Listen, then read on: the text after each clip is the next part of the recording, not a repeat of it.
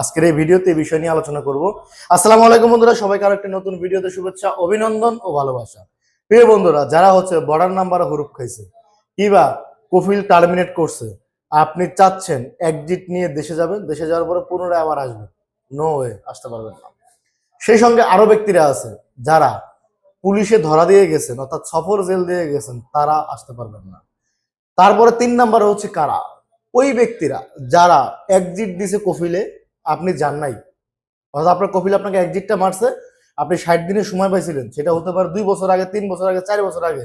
আপনি সৌদি আরব ত্যাগ করে নেন, চাচ্ছেন এখন আবার রি এক্সিট লাগিয়ে আপনি দেশে যাবেন, দেশে গিয়ে আগে আবার আসবেন।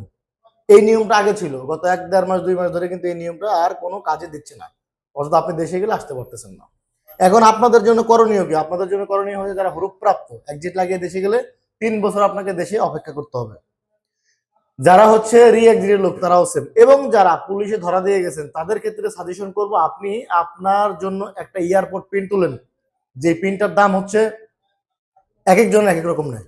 ধরেন আমরা 120 টাকা নিই কিংবা 130 টাকা নেই, আবার অনেক সময় অসহায় লোক দেখলে 100 টাকাও তুলে দিই। এখন কথা হচ্ছে ওইটা না, কথা হচ্ছে এই পিনটা তোলা আপনার জন্য কতটুকু গুরুত্বপূর্ণ। আমি সকলের ক্ষেত্রে এখন বলি যে এই পিনটা সকলেই তুলতে পারেন।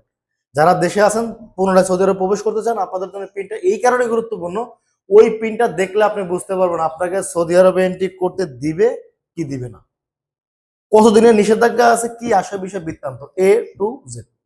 তো প্রিয় প্রবাসী বন্ধুরা, এই সমস্ত কারণেই মূলত পক্ষে ওই যে বললাম ভিডিওর প্রথমে যে এই ব্যক্তিরা মানে ওই ব্যক্তিরা তারা আসতে পারবে না।